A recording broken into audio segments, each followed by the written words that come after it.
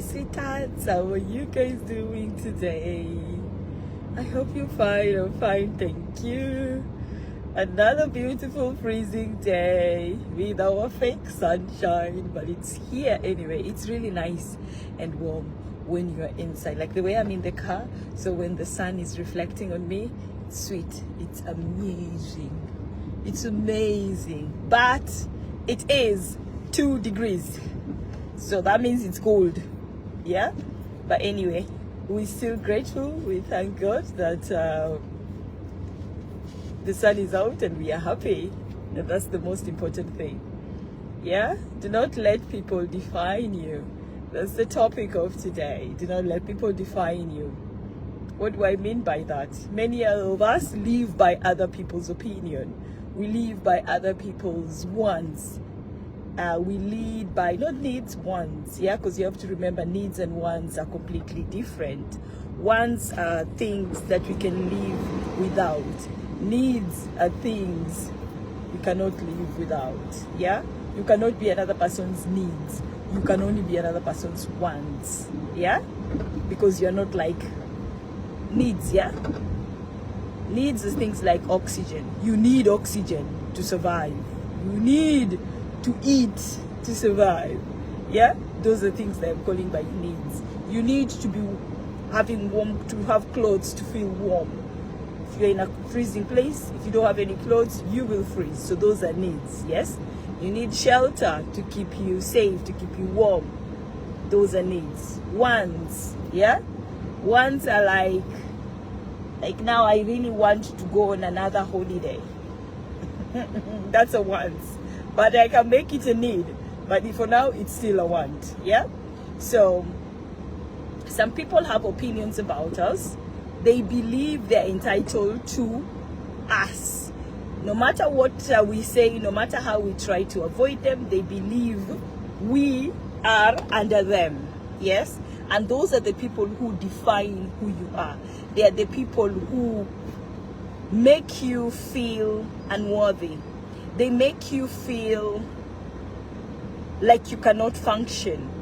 Unfortunately, some of us, we've let these other people define us with their opinion. To an extent, we've given them the power to decide how we live, how we speak, how we look, how we express ourselves. Because to an extent, before you say something, you look at them, they're like your master. Yes, you look at them to get approval for what you're about to do. We've let those people's opinion, wants, characteristics, behavior, everything define who we are.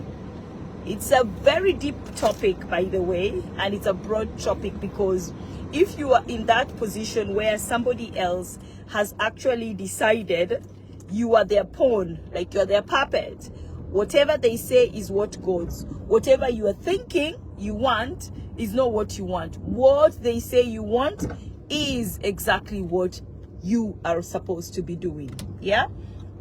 So how do you manipulate yourself? How do you put yourself in a place where people are not going to really decide what you do, how you do it, when you do it?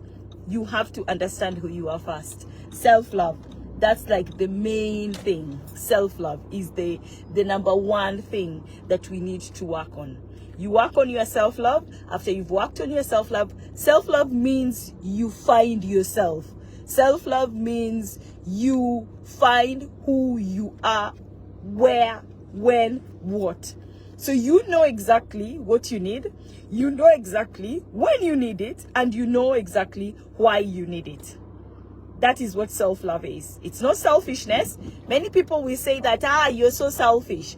Like, you can say I'm so selfish because I try as much as possible to add holidays into my yearly goals. Yes, I am selfish in a way that I love myself, and I believe I need those breaks. I believe those breaks belong to me. They are the things that make me happy. You might be like the person who likes to eat chocolate, so you treat yourself with chocolate. You may like shopping, so you buy yourself a lot of clothes. You may like buying shoes.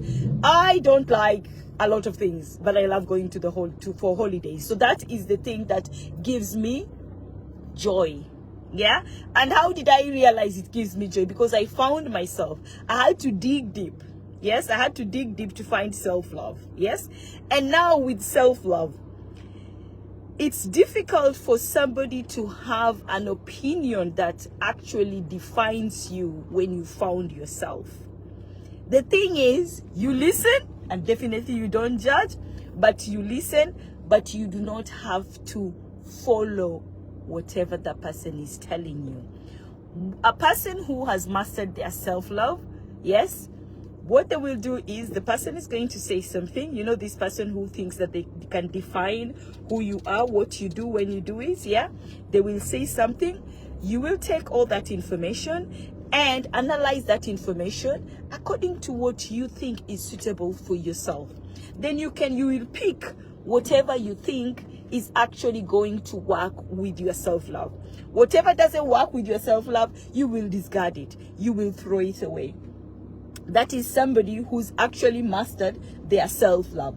That is somebody who knows who they are, what they want, when they want it, and how they want it. That is somebody who has maximized, yeah, who has maximized themselves, and nothing can distract them. Nothing can distract them. Yes? So when somebody brings in their opinion, or they bring their 1,000 advice, because you know there are those people who are master of everything and they don't have any experience of anything at all. They'll tell you, they're like, yeah, I know how to be, I want to make a desk. Yes, I am a carpenter, I can do it. My electricity, I'm an electrician. So they always have an opinion about each and everything. I've been to Tenerife, they've been to 11 Reef. They always have an opinion about something. And those people are the ones who instigate. They will insist that you do something according to the way they think is right. Those people will never try this advice on themselves. No. They never try it on themselves because it's not really bothering them. It's nothing for them to gain because they believe you are like a pawn. So they want to push that to you. So if you have mastered your self-love, these people will just be there as names. Yeah. So how do you get to the point where you actually master your self-love? You need a lot of patience with yourself. That is number one. You need a lot of patience. Number two, you need to analyze, to digest yourself. How do you analyze and digest yourself? Okay, you start by getting a diary. Just get a notebook, a paper, and a pen. And with your notebook and your paper and your pen, you're going to start writing down each and everything, yeah? Each and everything that matters to you. First of all, you need to write everything, yes? After you've written everything, for example, like if you write your daily schedule, you woke up at 4 a.m., you had your prayers, you had your meditation, you did your exercise. After doing it, you had your shower. After having your shower, then you immersed yourself into the day. So you write things like that. So if you write each and every hour of your day on the piece of paper, that is, we are trying to start to master ourselves. Yes? Each and every hour. Just start daily. Yes? It's a long task to do. It's going to take a period of time, but you will get there. Patience, remember. That's what I started with. Remember, patience is key. So, you write each and every hour of whatever you do with your time. Then, at the end of the day, you only need about 5 minutes to go through your lovely schedule. You go through and say, okay, between this time, I did this. Between this time, I did this. You will realize when you start this activity, you don't have any time for yourself. You don't give yourself some time to be yourself if you've not mastered your self-love. So now that is the time where you start removing some of those unnecessary things that you do. For example, you are the one who's always picking somebody, dropping them. They call you randomly. They don't even give you fuel for you picking them up. They argue with you. They shout at you. They tell you the way you're useless, but you're doing them favors. That is the time you start eliminating things like that. How is that helping you? Yeah, how is that when somebody calls you randomly at midnight and tells you, oh, come and pick me up there? Where are you? Where are you from? They went clubbing. You went clubbing. How did you plan that you're going to come back? Oh, you have an automatic Uber that you're going to call at midnight. So you're going to start canceling things like that, because how are those helping you? You were sleeping, having a bit of a rest. Your time. When you have a rest is your time. So things like that, you start removing them out of your list. And then when you remove things like I explained, you put yourself, yes, you put yourself, things that are going to make you happy in those spaces. Yes, we are building our self-love. We are going to find the useless time we spend, we give 1,000 people, and those people do not appreciate. That is what we are trying to eliminate on this list. And then that extra time we've accumulated, that extra time we're going to put it to ourselves. We are going to start giving ourselves 80% of the day, and then 20% is what we are going to give other people. Look at me and you're wondering, how do I manage that? I can't be able to just give people 20%. 20% is enough. 80% should be you, because you need a strong foundation to be able to even give that 20%. If you cannot handle 80% on your own for yourself, then sweetheart, there is something really wrong. Yeah? So anyway, you found this way. Eliminate and add yourself into that list. Then after you've added yourself into this list, you're also going to realize the more you eliminate these people, things that are happening around you, and you're adding yourself, that is when you are also reducing those opinions. Yes, you know, those entitlements people have on you. That is the time you are removing all these things. Yes, and by the time you finish, because this was just day one, sweetheart. It wasn't even week one. That was just day one. You need to do this for a period of at least 2 months. Because if you do it for 1 week is not enough. Because there are some things that you do at the end of the month and you don't do them in the beginning of the month. There are some things you do in the middle of the month that you don't do at the end of the month. So that's why you need at least 2 months. If you go further, you can go about 3 months. And organize your life to a way that you are in charge of it. You are the master of it. You're the one who knows who comes in and who comes out. You're the one who knows who you open that door to and who you decide that you're not opening the door to. Yeah? So, my sweetheart, as you go by today, you have a task to do for yourself. You want to eliminate these opinions or these people who think that they can define you with whatever they say. Another thing, I've given you like a small way of you guys to eliminate those opinion from people's mouths from it to you. Another thing is, do not react to everything people say. Yeah? Some people just say things to get a reaction from you. And then you give them that chance, or you start arguing with them. Not all fights are worth fighting. Not all battles are worth going for. Not all talks are worth response. Sometimes just let somebody talk. They will get tired. I know they are saying so many mean words. I know they are saying things that are really hurting you. But do me a favor, my lovely. Yeah? Just ignore them. Ignore them. These people will get tired. The moment you answer them back, you are giving them a chance to continue having that opinion about you. You are giving them a chance to feel they can say anything they want and you will have to react. So try that. Silence is key.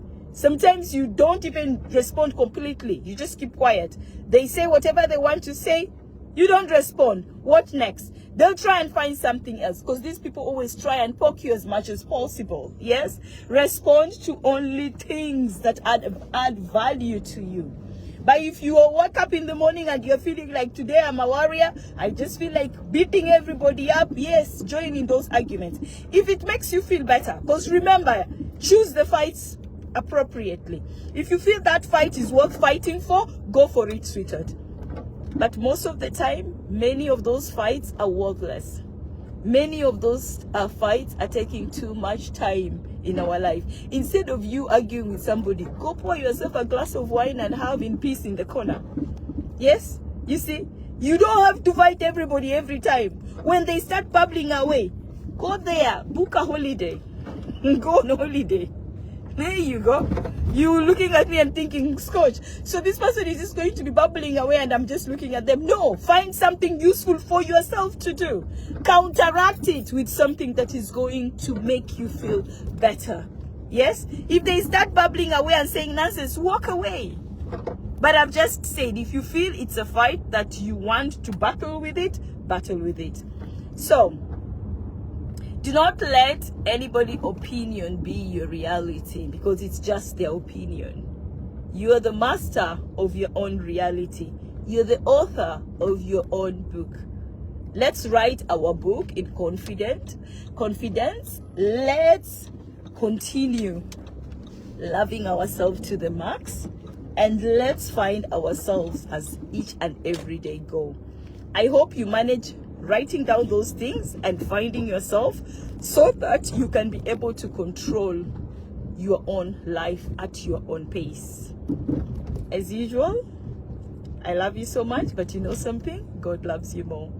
I pray and hope whatever we've discussed today is going to put you in a better place, a place where you're going to find peace, a place where you're going to be happier than the way you are at the moment. Take care of yourself, and I'll see you again very soon. Auf Wiedersehen, my lovely. Bye-bye. Tschüss. Kwaheri. Au revoir. Bravo. Mwah.